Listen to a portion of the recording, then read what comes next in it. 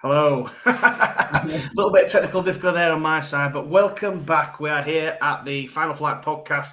Boys, it's our new special show, which is going to be our Cheltenham Festival anti-post countdown show. It is week one.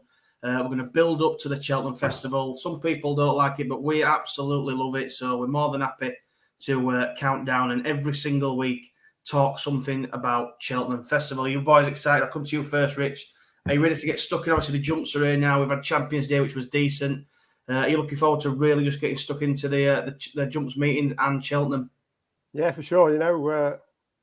Full steam ahead for the jumps now. The flat is practically nearly done now, so there's only one route to go, and that's the jumps.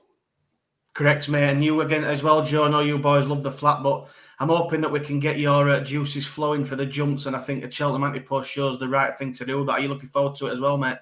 100%, mate. After seeing Champions Day on heavy ground, that was sort of the telling sign of get the fences out and get the obstacles out, mate, hit the jumps. I know, mate. Like you say, the flat's been good, and I'm obviously all the jumps, but it's been good to follow it through and do the podcast and things like that. And we've had a really good go of it, so I've really enjoyed it. But now it's all about the jumps. So what we're going to do about this show, then obviously it's going to go out on every Monday night at 6 p.m. So if you're watching this, welcome. What we're going to do is we're going to do a little bit of a chat about a couple of talking points from the week we've just seen and anything that's cropped up in a big news and things like that. And then we're going to go ahead and look forward to the Cheltenham Festival. And we're going to build our festival teams. Each of us are going to put up one selection per week. I'm going to put a couple of points on, whether it be win or each way, depending on what the lads decide. And then obviously we're going to see, come the festival, who has the best team and who does the best. And we're going to try and get a few guests on along the way as well. So a lot to be excited about. Right, so what we're going to do is just going to kick off with a bit of a chat about a couple of key points from the week we've just started. And I'm going to start at probably the biggest news, and that involves the champion chase. Energumene obviously looks like it's going to be out for the full season, which is obviously a real shame. I'll come to you first, Joe. Obviously we're big fans of El Fabiolo. Is it just going to be, a little bit of a penalty kick for him now? And now he's probably his main rival. He's probably going to be out for the season. I'd say so, mate. Yeah, it's obviously, sad news because a horse that's won it twice, you've got to give them a fair crack and a fair go at winning it third time, because not many horses have them. But I think, to be fair, I was in the El Fabiolo camp anyway. I think Townsend would have probably jumped on him. And like you say, I think it's more of now keep El Fabiolo fit, keep him ticking on, and get him to Cheltenham in one piece and fit. And I think, like you say, come the day, it probably will be a penalty kick and he will be a lot shorter. Yeah, it's a bit of a shame. And I say to you, Rich, like obviously Joe says there about him, he's won the last two. I know they've kind of been a little bit easy for him. The conditions have obviously suited and things like that. And the main market rivals always sort of bombed out. But it would have been nice to see him go for a third. I mean, never say never. The sort of quote was probably out for the full season. But I think El Fabiolo's, like I say, probably got a bit of a penalty kick. Are you in the same boat as that? Or do you think anything might crop up? It's a shame. Obviously, he's not going, trying to get that third one. But El Fabiolo was still going to be the one to beat, even if he was still running. For me, the champion chase the past 2 years, it's kind of been a bit of a disappointment. We've had quite a few of the shorties kind of like dropping at the wayside. Shishkin was meant to go off and win, and then Edward Stone was meant to be like the best chance for the UK and didn't really do anything. So, it's a disappointment, but I still think it's going to be a good race, and I wouldn't write off John Bon. I think it's going to make Nicky's mind up that he's going to have another crack at him. Yeah, I think you bang right there to mention John Bon. I know a few people are thinking Ryanair's probably his ideal race, and it may well be that it's another. Well, how many horses has Nicky Henderson had now where everyone says he's crying for a step up in trip? Altior's, Shishkin's. I don't think he's going to do it again this time. I think he's going to stick with the champion chase. I mean, he's only got one rival really to beat now that Energumene's out, and when you go through that market, it does look a little bit weak now. Unless there's a potential improver going to come out in for the champion chase, I do think it's probably El Fabiolo's to beat. So a shame for Energumene, definitely. Cool. So the other bit of news is obviously a dream to share. The current Supreme Novice Hurdle favourite is obviously has had a bit of a setback out till the second half of the season. I think if anyone's got any sort of anti-post selection with that Dream to Sharing, to be honest, Rich, I mean, I'd be worried now, especially with him he won't be jumping a hurdle under rules until later on in the season. It's a big risk now taking him for the Supreme, wouldn't you say? Oh yeah, definitely. I don't think the Champion Bumper Supreme sort of start is a great one anyway, and to go into a Supreme with very little experience over the hurdles would be a concern. We saw last year Mullins and Sir Gerhard only had 1-1 over fences, and that didn't really work out for him. So, experience is going to be key, and it's one I'd be avoiding. What about you, Joe? To be fair, obviously nobody wants to see a horse have a setback, but it does blow the Supreme market wide open. It's a big price after a Dream to Share. I mean, the flatbred horse, who everyone may be queried about his jumping anyway, we're not going to see that jump until late on. I mean, would you be taking any risk, or are you just staying completely clear of him now? No, mate, like you said, the main thing for me there is, a flatbred horse who's not going to jump a hurdle in rules until next year now is a huge risk. I mean, people said, off the bat, soon as he won at Cheltenham, and to be fair, he was impressive last year, but the question always was, he's flatbred. Will he be good enough? Will he be as good over hurdles? You're not getting that answer now till next year. He's probably going to get 2 runs max. For me, it's not going to be enough. And, when you do get in the second half of the season anyway, it's going to be hard probably to find some good races to put him in, where he's probably going to get a bit of an easier time of it. The second half of the season's always you sort of big championship races and meetings and stuff. So I would be worried if I had any bets on him at the moment. Yeah, and I think there'll be a few people on maybe a little bit shorter than he currently is now as well. So, but that's what Anti-Post is all about, and no doubt we'll have a little crack at the Supreme later on in the series. There'll be a couple of big prices in there now. We could probably take advantage of if we find one that we quite like. Hopefully, obviously, does make it back to the track and does have a crack, because he does look a real talent. So the next part of a little bit of news we've obviously mentioned is a couple of potential hurdlers actually now going, chasing, or so says the Sporting Life stable tours of Willie Mullins. You've got Gaelic Warrior, obviously now going to go novice chasing, as well as Fact to File. Looks like he's going to go that way. I know the news kind of broke out that Champ Kiley, a horse that a few people were mentioning for the Brown Advisory, has had a bit of a setback as well.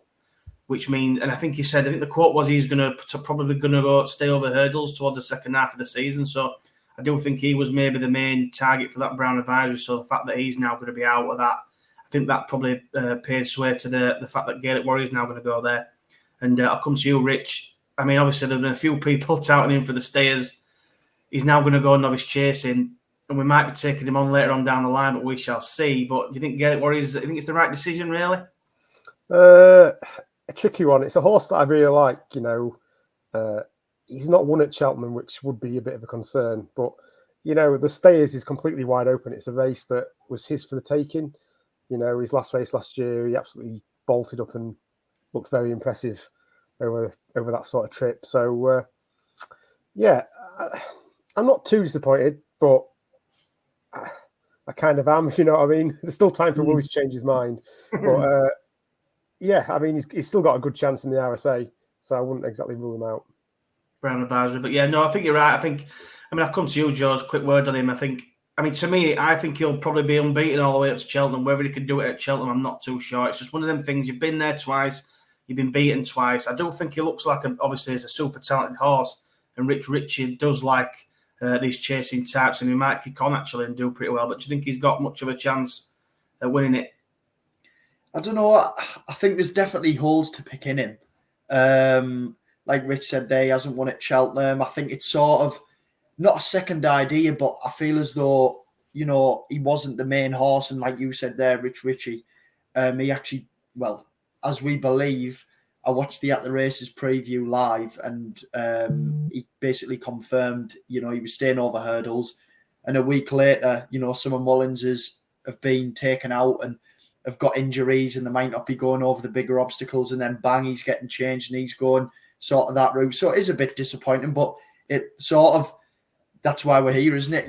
Talk about changes throughout the season. It'd be boring if it was just same targets for the same sort of horses. So no, it paints a picture definitely, but obviously it's blew the market open for the stays as well. as soon as he got pulled, I know Tia Hoopu sort of got absolutely smashed in. But like I say, that's why we're here, and hopefully we can take advantage of some of the bigger prices. Yeah, I think you're right, and I do think that's the beauty of Antipost. So you'll have certain news comes out, and it's a complete knock-on effect on other horses. Like obviously mentioned Factor Foul there. He looks one that wants to step up in trip when you look back on his bumper runs, and if he's going to go straight over fences without even going over hurdles, I think that to me that probably completely cements Facile Vega going for the Arco, because I think he's more of a Turner's type potentially, so that could be a knock-on effect on them. And then obviously we'll come to Florin Porter, the infamous Stayers hurdle champion from a few years ago, going over fences. I'll come to you straight away, Joe. I mean, Florin Porter was one of our favourites over the last couple of years, 2 or 3 years. What do you think about him going chasing? I am a bit disappointed because I thought he was going to win it last year, and then obviously he sort of had the interrupted prep, didn't he? And to sort of get a horse to start jumping the bigger obstacles at 8-year-old is going to be a bit of a task, and it's going to leave a question mark. I can see the markets for him definitely moving after his first run. If he jumps well and he takes well to them, but I don't think I would rule out another maybe him staying in the sort of Stays region, because I think it would be disappointing for a horse not to go for the third time. How solid he's been, and last year you could sort of write him off. He didn't. I feel like every year it's the same with Florin. Well, the last 2 years when he won, it was sort of not great. Turns up to Cheltenham fresh, raring to go, and goes and wins. And it was obvious that he was trained for Cheltenham, and he just didn't get the right prep. And we know how fine-tuned these animals are, and he just didn't get there fit enough. Gavin Cromwell said that. Like you said, there gives a knock-on effect. The Stays, the Brown Advisory, different races. It's exciting. I can't wait. Yeah, it is exciting. I do think he'll go all right. I don't think he's going to pull up any sort of stumps in the chasing division, to be fair. But I think it'll be interesting to see how he gets on. I mean, have you got any thoughts on him, Rich? I mean, I don't think he's going to go win at Cheltenham or anything like that. But it'd be nice to see him enjoying himself over a fence, hopefully. Yeah, it'd be nice to see a bit of a change. For me, he was on the decline for me. If he was still the same horse, he'd be winning last season. He got beat by Cider Burley twice, who's about 13, 14 now. I just thought it was there for the taking if it was the same horse that we've seen in the past winning the Stayers, and so I kind of a bit disappointed in. But apparently he's taken to fences quite well. He likes jumping them. Why not give it a bash? I mean, they've got nothing to lose now. He's had his day in the sun winning the Stays at Cheltenham, so whatever they get now, I'm sure it's just going to be a bonus. Yeah, I think it's like you say, it's a complete case of he don't know him, he don't owe anybody anything, and if he does all right, if he enjoys fences and they can see that he's enjoying himself, as long as he goes out and has a good time, that's the main thing. The last couple of points then on that, I'll talk about Captain Teague. Obviously won the Persian War at the Chepstow kickoff meeting. There's been a bit of a divided opinion. I'll come to you, Rich, on what sort of his Cheltenham target with. I know everyone thinks he's going to be a Ballymore horse, and there's a few people out there that probably think he could win that, even though sort of the UK horses and Nichols have got a bit of a terrible record in the race. I mean, I thought it was a good performance. It looked a little bit outpaced, but he seems to have an unbelievable engine, to be fair to him. But again, the question mark may be what sort of horses he beat, but we'll find out as the season goes. But do you think he's going to be able to pull up any trees coming into Cheltenham, maybe? I think he's a horse that's got promise, yeah. He was still very raw, still quite inexperienced, I thought. So, like you say, he's got an unbelievable engine. So he's probably one I would probably maybe look at next season, for maybe a Brown Advisory sort of horse, if that's the way they go. I think Nichols said he's going to go for the Challow. And then I assume the next stage will be the Brown, what's it called? Ballymore, sorry.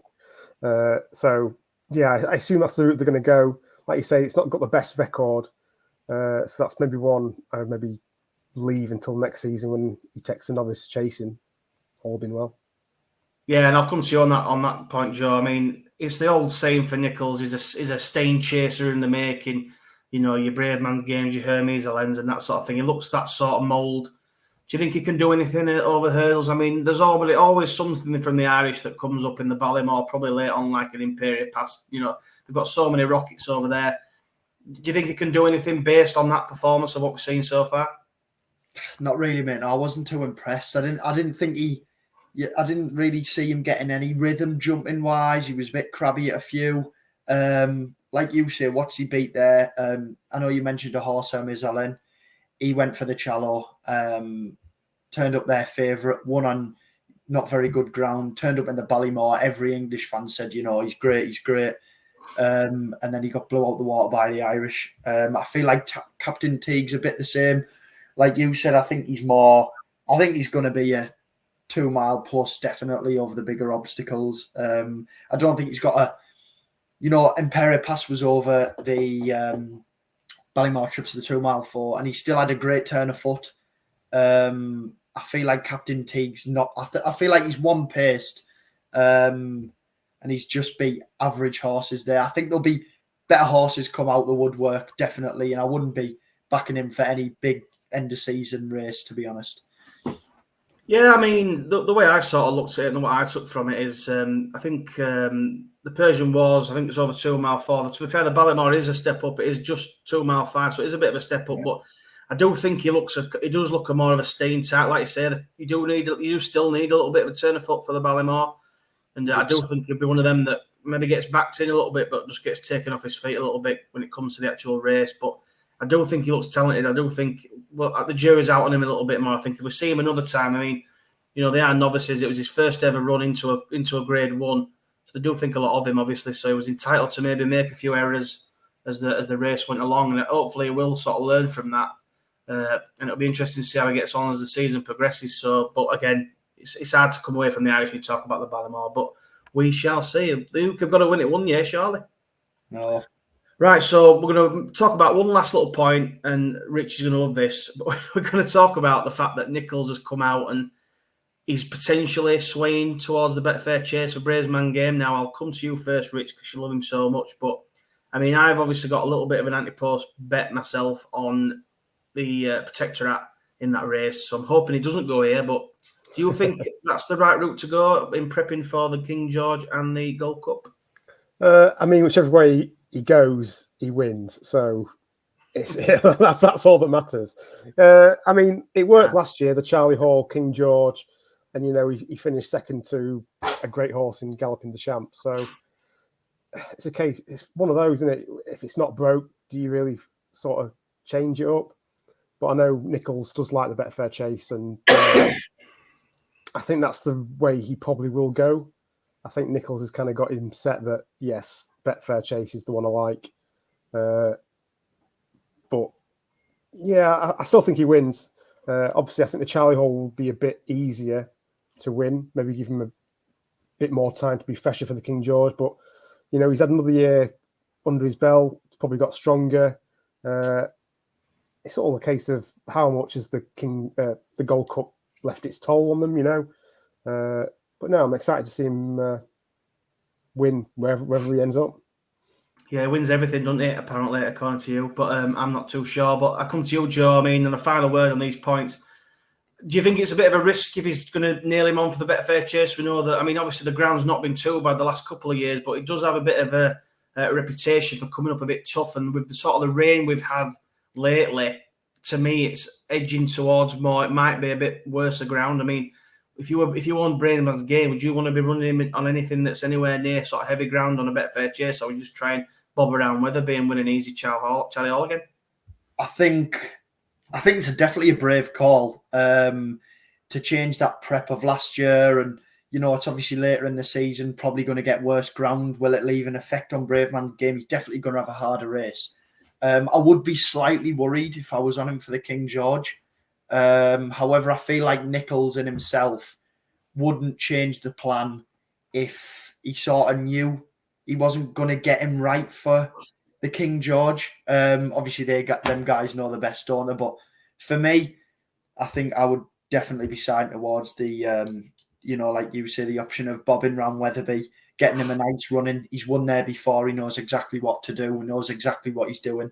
Get him there, get him I think he'll only have to be 70% fit at Wetherby, put him away, give him a nice break, get him fresh for the King George. Yeah, well, it'll definitely, like you say, and we said it on, it's got a knock-on effect for both sort of races. I still think Protectorate has a great chance. He's obviously going to be 100% fresh. But we will see, won't we, lining up. I think the King George will be a great race this year. Yeah, I'm hoping there's a few horses in there that will hope to turn up and it'll be a good race. But I do think, I mean, obviously I'm trying to not talk through my pocket, but I'd like to see Braveman's Game obviously go to the Charlie Hall, because I do think he wins that regardless of who's there. And I'm hoping that, and I do think a race, if it does come up, nasty ground, Protectorate will obviously be 100% wound up, fit, ready to go. So I still would probably fancy him against Braveman's Game. I've just never got on with Braveman's Game for some reason, but I do think it is a bit of a risk if they go there, but we'll see what the weather forecast. I think they'll be definitely on weather watch over the next couple of weeks as we build up towards it. But next week or two before it starts the races. But I do think it's a risk, but we shall see what happens. Just a little one, James. If you were going to have a bet on Braveman's Game, not saying you would, but what would you what would you put your bet on? Like, where would you say he's going to run? I would back him to not win a race all year. What do you think, Rich? I just think Nichols has got his heart set on the Betfair Chase. I don't think he'd mention it otherwise. Yeah, I mean, obviously he's done well in the past. You talk about the likes. I think it was Silviaco, Conte, Corto Star. He's done that sort of route before. But then you look at the likes of Clandizobo, where it's not really worked out, and he's been beaten in it, and then it all goes. It's one of them where if you don't go and win it, does it all unravel for him?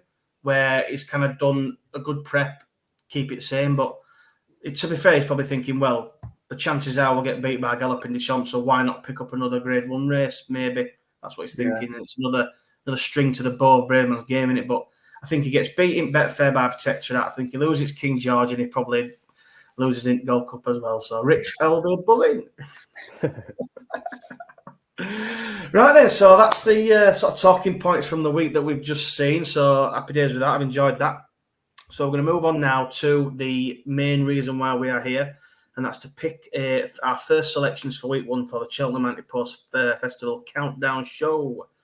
So what we're going to do is we're going to each talk about our selections. We're going to put our points on. We get 2 points each week, and you can either do a win selection or an each-way selection, whichever one you choose, and then we're going to note it all down, and then we're going to see who does best come the festival. Right then, I'm going to go first and kick us off with my first selection, which you'll see pop up in a second. But this selection is a horse that we've obviously got to know over the last sort of couple of weeks a little bit more personally, and I'm sure we'll all try and get him in our teams at some point. In fact, I'll go back to what we'll do like a bit of a captain thing as well. You can pick one captain throughout. I want to grab that in when you get double points, which will be quite cool.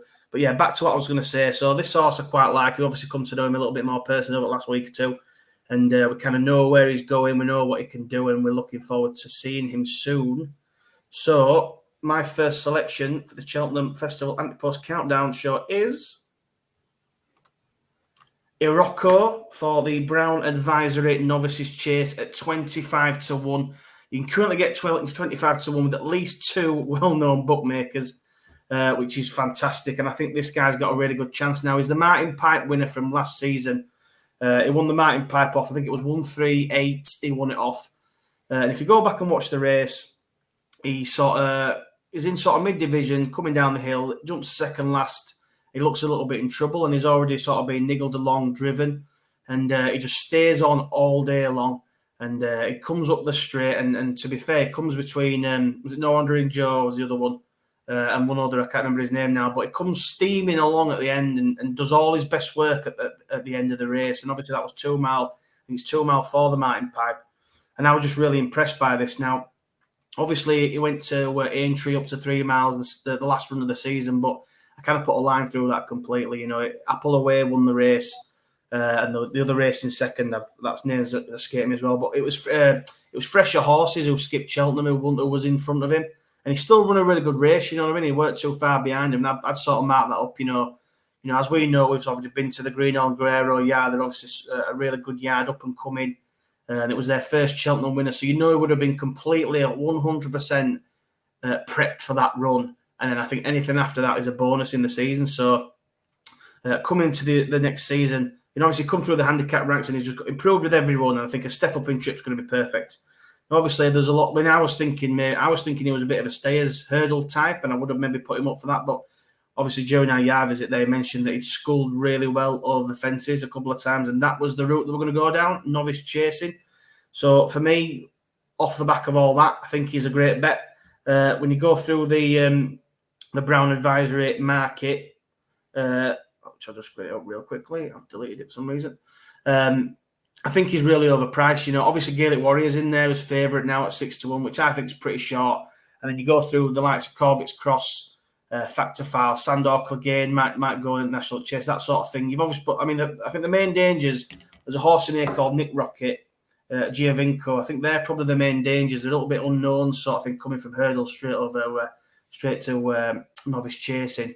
But I just think he's quite overpriced. He's got the likes of Facile Vega in there. That's not going to go. Redemption Day is not going to go.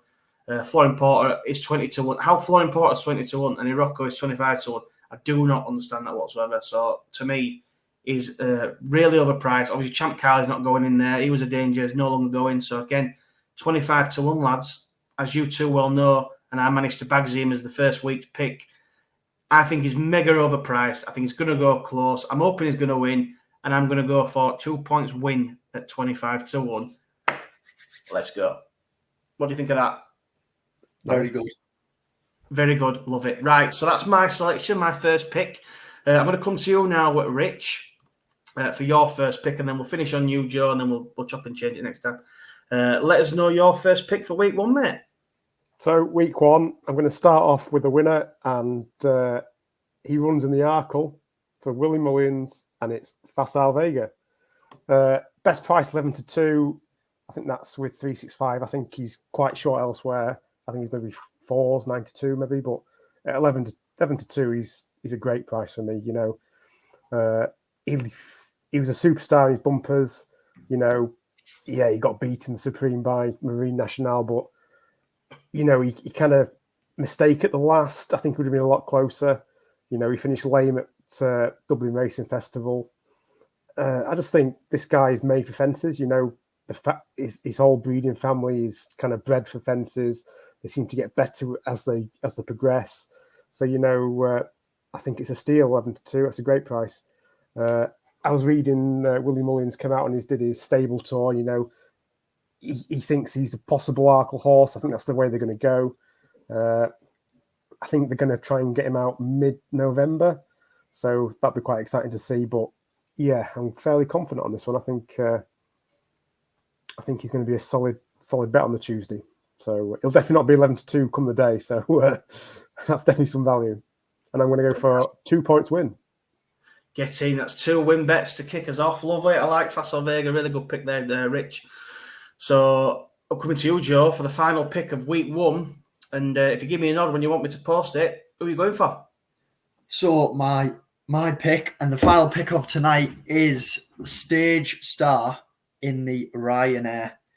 Now, Stage Star sort of grew on me, and especially at Cheltenham. Obviously, went to Turners, and don't get me wrong, it didn't turn out the way I planned. I was all over Mighty Potter. Obviously, sadly, no longer with us. But I think that horse was a serious horse. He had Appreciated him behind him, James de Belay and Balco Coastal, who were all sort of really, I think, underestimated horses. Appreciated's been pretty unlucky.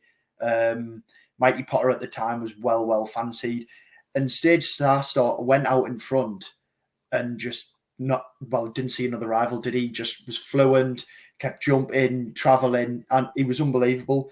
And then he's obviously went away entry after, and we sort of know the Cheltenham entry follow-up record isn't so great. Nothing wrong there, just ran flat. Harry Cobden, I think, realised that, and sort of, soon as he come up the home bend, sort of just relaxed the reins and just rode him out. But like I say, 16-1 and bet 365. And for me, the main reason that I've picked him is, you go through the market, John Bon, which I'm pretty certain will still go the champion chase after Energumene pulls out. Allaho, the question mark over him if he's fit. Don't get me wrong, he is some animal. But then you look El Fabiolo ahead at 10-1. He's definitely going the champion chase. Shishkin, will he get there? Impervious, if he's fit, will probably stay in the mares. Banbridge, for me, ground independent, wants good ground, doesn't want soft. And if you go back to the Cheltenham, especially the Turners, what's his name? Nichols said after the race, he's always been a Ryanair horse. He's well related to a 3-mile hurdler.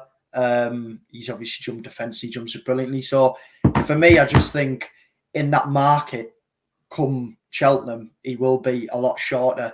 You definitely won't get an each way price on him for me anyway. I think he's going to sort of take a bit of an easier route into Cheltenham, get there unbeaten like he did last year, and hopefully there's no Allaho in the lineup and Stage Star's their favourite. So for that, I'm going for a 2-point win. Yes, here we go. So it's all 2-point wins for week 1 at prices of 25-1, 11-2, and 16-1. That's brilliant. That's what all about, lads. This is what anti-post betting is all about. It's about trying to find a value, trying to find some horses that you enjoy watching and you want to follow throughout the season, and hopefully they're a lot shorter on the day and they get there and they do the business. So I'm excited, boys. Well, what we'll do is that's it for week 1 then. Obviously, we're going to have a couple more visuals next week once we get the team sort of rocking and rolling. We'll put some up where we can show the teams from the past week and things like that.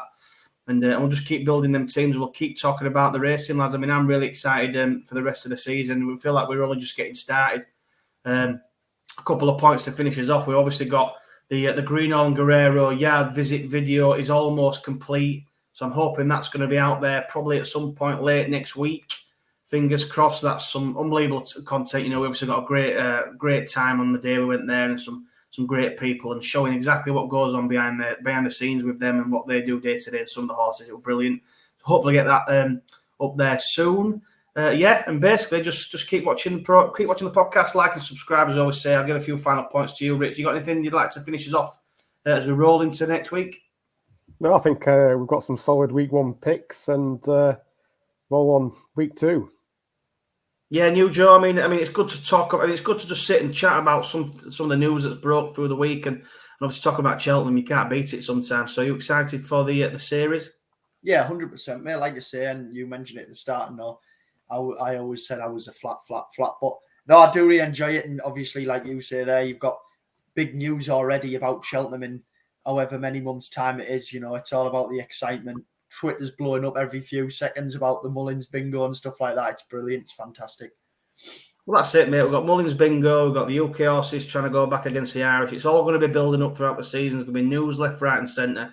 Loads to talk about, and I'm just going to enjoy doing it. And my final note will be that obviously Hiroko is going to win the Brown Advisory. So fingers crossed on that. But yeah, like I say, we'll be back next week for week 2.